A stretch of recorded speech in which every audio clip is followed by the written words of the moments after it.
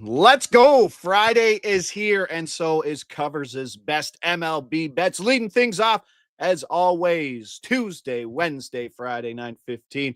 Derek Carty coming fresh off a 3-0 Wednesday. Some interesting. We got the walk at plus 200. We had, who was the under 17.5 that we're like, okay, we. It was Merrill Kelly. Merrill Kelly. That was the one we wanted, right? Like the numbers are there. It's got to come plus 155. So almost a 5-unit day there with some big plus money stuff. Love to see it. Happy to see everybody there in the chat. What are the odds DC is on Boyd under 17.5 outs? That is a big number, and I'm sure he looked at it. I did. I know it's showing value right now. That's not one we're going to do.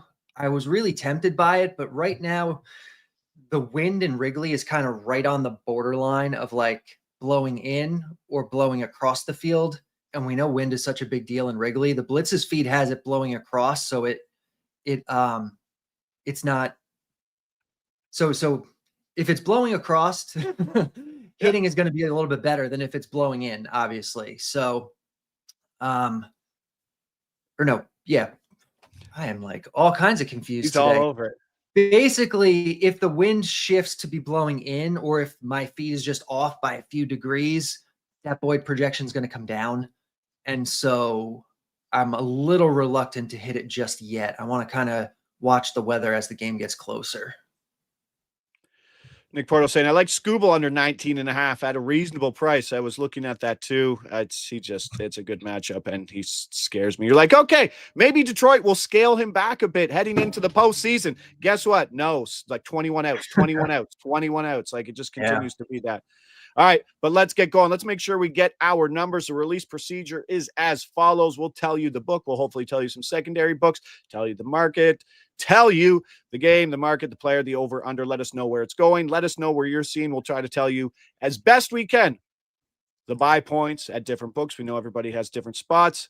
And if you're just watching this show late, come watch it live, because by the time you watch it late, the number will 95% be gone. And don't be that guy in the comments saying that number doesn't exist anywhere. That number's not there. It's there. It's there now. It's not going to be there if you're watching in the future. The meteorological portion of the show. Absolutely love it. Let's get rolling here. Heavy Baltimore at Toronto slate. And I'm here for it.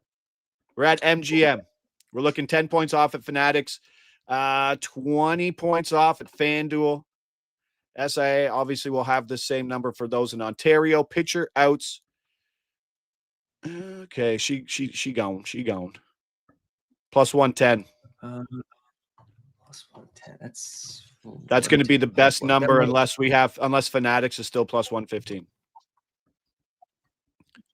Yeah, let me see what the value shows at 110.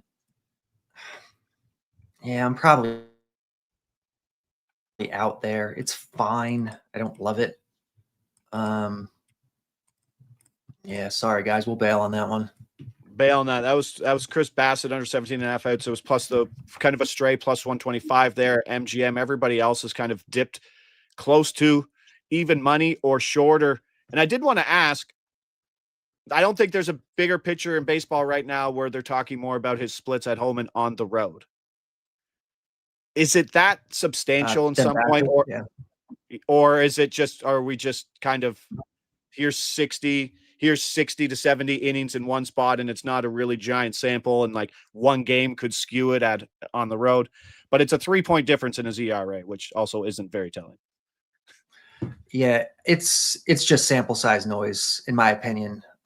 Really, home road splits are made up of 3 things. They're made up of park factors. They're made up of generic home field advantage, which is more or less the same for everybody with a few exceptions, and variance off of those 2 things. That's really all it is. I don't pay attention to home road splits. As long as you know the park and you know whether he's at home or away, I think that's the part that matters.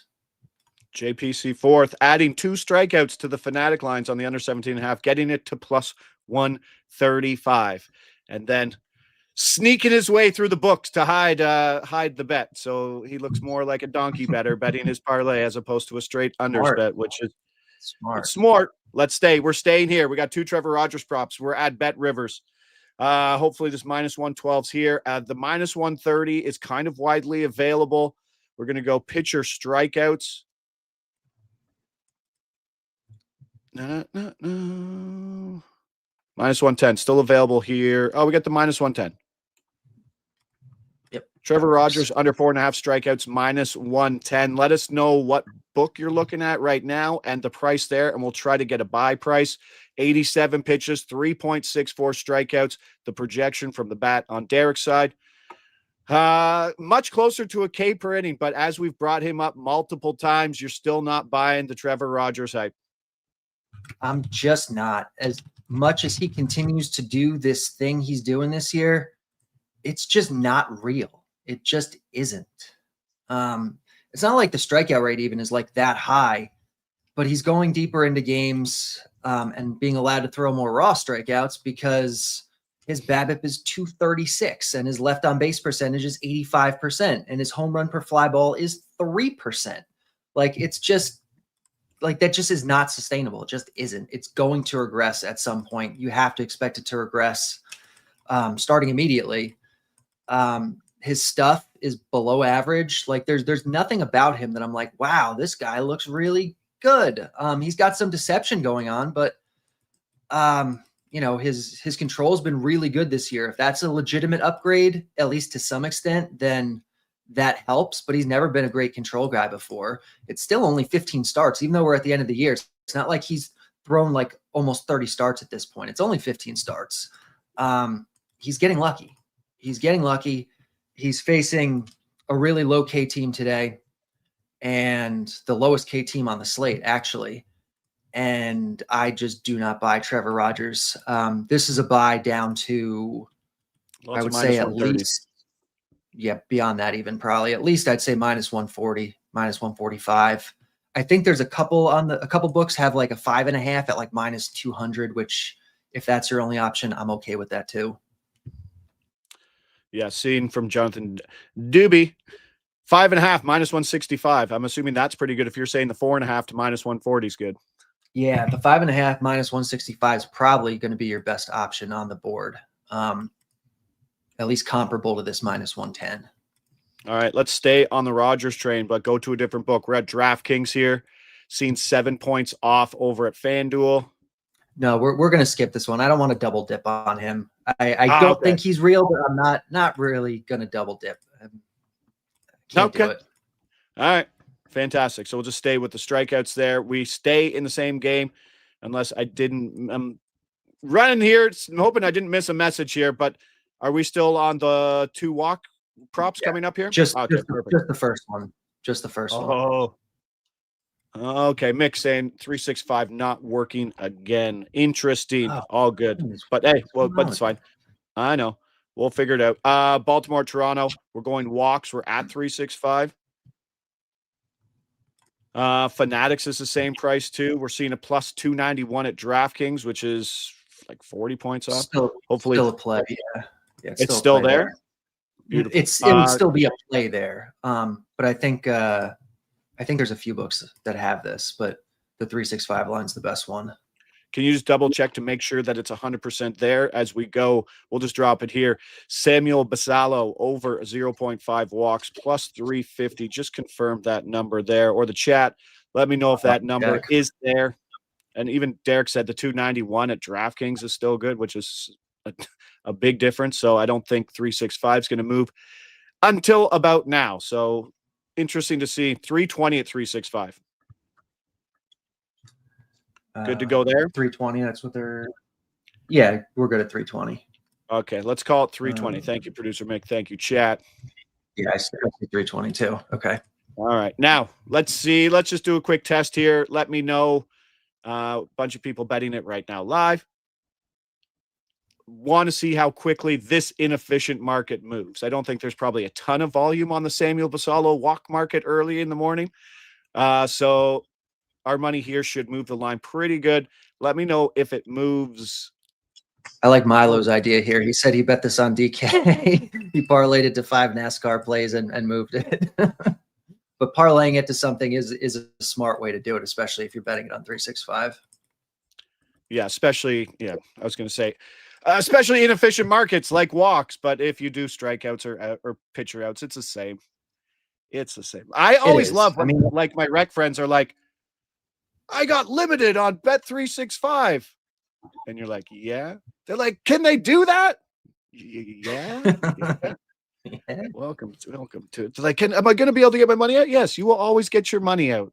No one's stealing your money. They just don't want you to bet. Just don't. Yeah. Hey, let's go for another walk here. Great price. KC, Philly. We're at 365. Going to need a confirmation there as well. We're going to go Bryce Harper for a walk at plus 190. Let me know if that plus 190 is still available there at 365. There was a plus 180 at SIA for Ontario folks. Fanatics was plus 170. And DK always seems to be a little head on this market, as we saw with the other one, plus 157 versus the plus 190 at 365. So, chat, let me know what the Harper walk is. Beautiful. Still 190. Thank you very much, Chris. Appreciate it. So we'll call that one plus 190. We were thinking about taking him earlier in the week. Was it the Wednesday card? Yes, it was the Wednesday card. And you switched to Jose Ramirez at plus 200 and that one cashed. Now we're almost getting Harper at that Ramirez price. And I think it was like plus 150, plus 160 on the Wednesday. Yeah, it was. I think it was maybe 165 that we were considering. So plus 190. I've bet Harper at this number quite a few times this year, facing Michael Lorenzen, who has had good control this year, but historically has not. So we're expecting some regression in that regard. And it's Bryce Harper. He draws a lot of walks. And for whatever reason, they just don't price him like he does, at least not enough. Like he should be. The bat thinks that the fair value on this one, let me look, is 117. So like you're going to price him at 190, or if you're going to give us the other books are 180 or 170, even the 160 is probably fine. Like it is what it is. He's Bryce Harper. He draws walks, facing a guy who I think is more walk heavy than he's looked this year. So we will do that. All right, perfect. So we didn't take the Bassett. We're looking at the Bassett under outs. That moves significantly, so we're off that. Then we got the Trevor Rogers under 4.5 strikeouts at the minus 110. We skip the Rogers under outs, not double dipping there. We'll go Basalo for a walk in that same game at 320, I think was the final price there as I scroll up. I believe it was. Yeah, 320. Thank you for the chat. And then we got the Harper walk at plus 190 there at bet 365. As Derek said, fair price around plus 114 for that? I think I said 117 maybe, but yeah, something around. And JPC4 says what we're all thinking out loud. We're all going to parlay the Harper and the Basalo walk together. Yeah, we can't tell you what to do with your bets, but yeah. Just because they're the same market doesn't mean you have to parlay them. It's true. You don't have to. And no. But it's the mind. People are like, yeah, okay, we got 2 walks. Well, I might as well put the 2 walks together, but you didn't think about putting the under strikeouts and the walk together. Yeah, which you can certainly do too. But parlaying anything is going to be a good way to increase your account longevity. Parlaying the Basalo and the Harper walk together gives you about a 15% win rate. So, but you're probably, you're going to get commensurate odds for it. So, do what you want to do. Perfect. Derek Adams said 365 just came to Maryland. I've been throwing in 5-leg SGPs to look like a fish. Derek M is priming his accounts. Maybe add Naylor with it since he owes us money. Yeah. Actually, I feel like I'm way up on Naylor this year, but he hasn't been showing value in a while. I think the book's caught up on Naylor. I can't remember the last time I bet him. It's probably like July. I have to put my bets in. I'll go 2 weeks without putting them in and checking my bet, putting them in my tracker. So then spend 3 hours putting in 2 weeks of bets. And then you go look at the log, or you're like, oh, we bet Josh Naylor again. You go look at the game log. It says walk, no walk, walk. And you're like, we bet him on the day that he had the no walk. Yeah, that did happen a couple of times. Yeah, that's what I found with Naylor. But awesome. All right, appreciate it. Let's hope that great week continues, Derek. Everybody there in the chat, thank Derek, and we will see you back here Tuesday, 9:15. Cheers, Derek. Let's go. John and myself are coming in for some pick trading here. How was your Thursday night, buddy? Did you watch the foosball game? Did you watch Green Bay just be the best defense in football? They might be the best team in the NFC. I think that's kind of where everyone's. I mean, he did play 2 games at home. He got the Washington on a short week, but I mean, they beat up the Lions good. It's amazing how, like, just one addition. Obviously, Mike Parsons is one of the best defenders in the entire NFL, but like, man, that changes like just everything, eh? Yeah, it's scary. I mean, they held the high scoring team to basically no touchdowns outside of the Tesla touchdown there at the end of the game in week 1.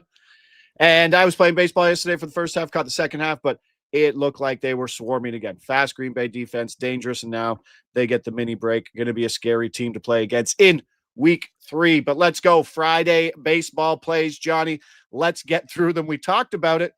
Nick Porto says, still not really sold on Love. He had a lot of throws on his back foot, just running backwards late in that game, but he didn't do anything stupid with it. Threw him a lot away. We were talking about Matthew Boyd. And I get the plus 133, but I think there's a better price at Bet365, but I got the plus 133. Why, Josh? Why did you bet this? Because it was fringe? No, because it's an afternoon game showing value. If this is not an afternoon card, probably not here. I know that might not exude a ton of confidence, but this is a good pitcher at home versus a bad offense. Scary, but it's a bet on his leash more than anything. 89 pitches per start over his last 10 and nothing more than 92 over his last 8. The bat projects for 86. We heard Derek talk about he's a little concerned about the couple degree change in wind, but for an afternoon game at plus money, I'm riding it. Tampa Bay average offense over the last 30 days. This is my favorite afternoon play to get me through the day. I'm going to continue on the Trevor Rogers stuff as well. Baltimore at Toronto. Let's go Trevor Rogers under 5.5 hits allowed plus money. The bat does not like him, as Derek mentioned, but this under still projects incredibly well for 5.36. Has been one of the best pitchers in baseball. Maybe lucky, yes, but he's also a guy who doesn't get to 100 pitches often, just once in his last 12. So pretty short leash. Bichette is out. There's a lot to like in terms of 15 starts. Like I said, one of the best pitchers in baseball. Is it luck? We'll see. But his hits per inning, absolutely plummeting, 46 over his last 67. And he owes a 1.46 ERA. Obviously, it's unsustainable, but that's a big number. 5.5 for a guy who projects for around 90 pitches. And at plus money, I'll take that versus a Bichette-less lineup. Same game. This game's getting peppered with bets today. All right, who's going long today in this game, Johnny? I'm gonna take Jackson Holiday plus 700 to hit a home run. He's red hot right now, and you're going into Toronto. It's a good hitting ballpark. 4 home runs, always has been. I think his last 15 days here, he's batting over 378, over 1100 OPS. You're facing Chris Bassett, who is more vulnerable to left-handed batters. Jackson Holiday obviously hits right-handed pitchers way better as well. I think Bassett, 13 of his 22 home runs have come against left-handed batters, so you like that for him as well. Thought this should be closer to like plus 550. So I'm going to take Jackson Holiday to hit a home run. You're talking about Chris Bassett, the home road splits there. Yeah. I always find the crazy part about baseball, it's really hard, is like, who is he facing at home and who is he facing on the road? And there's like so many more questions that go into all that. And you're like, is it real? Is it fake? So I think of the 22 home runs, I think 10 have come at home. So the ERA is drastically different, but the home runs aren't that different. Up to plus 900 on 365 for Holiday. That's crazy because it's like plus. What did you get it at? What was that number? 700. Oh, 900. Jesus. 900's a lot. That's a really good price. 900 is like crappy number 8 catcher with pinch hit risk. Yeah. Cedric, like even Cedric Mullins isn't even there, and he's a pinch hit risk guy. That's like a Pirates batter, PNC Park, wind blowing in, not Rogers Center guy at the top of the order. Like I said, he was swinging the bat. He has a homer off. I should have said that. He has a homer off Chris Bassett in 7 at bats. So he's homer off him before. 900. I got to go move this bet. I'm moving this bet to MGM after the show. All right. Let's get to my screen here so Johnny can go bet it on the other screen. Plus 925 with the DK. Oh, boy.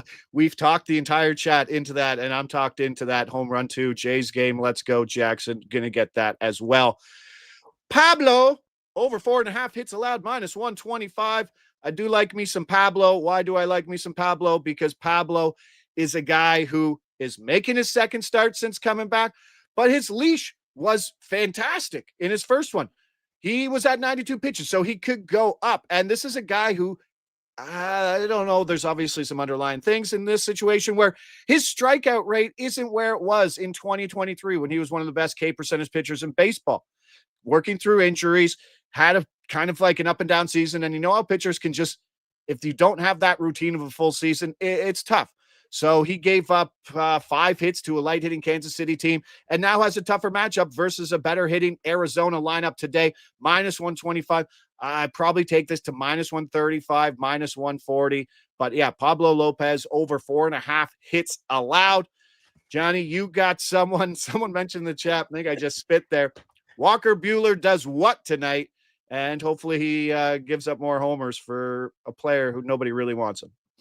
Yeah, I actually did just bet Jackson Holiday. That's what I was doing on my phone there. So +900 bet MGM, and if you have 365, so I'm moving that one. I'm going Vinny Pasquantino to hit home run +425 at Citizens Bank Park. Walker Buehler on the mound for the Phillies. We were joking before the show. I was like, when did he go to the Phillies? Because obviously he was with the Red Sox for the majority of the season. He wasn't traded, I don't think. He must have been released. Just funny. Yeah, I mean, he hasn't had a good year at all. More volume. It's weird because his splits, his lefties are batting over like 300 against him. He has given up more home runs to righties, but this does look like a really good matchup for Pasquantino. He's a left-handed batter. 25 of his 30 home runs have come against right-handed pitching. You know, his OPS is over 200 points higher against right-handed pitching as well. You just also like, I love when it's almost like, like football, you bring a team that plays in like wind to an indoor game. You're bringing Vinny Pasquantino from Kauffman Stadium to Citizens Bank Park, where it's way easier to hit a home run for the ballpark there. So you have to like that as well. He homered yesterday. He's swinging a good bat. Thought this should be closer to like +350. So I'm going to take the Pasquatch to hit a homer at +425. Boom. I like it. Nick Porter was asking 5.5. I'm assuming that was regarding the Pablo Lopez over 4.5 hits. The projection's 5.62. So I think that the fair price is that -110 at 5.5. So that's kind of why I'm on the 4.5. Pasquatch 375 at 365. Thank you, Seth.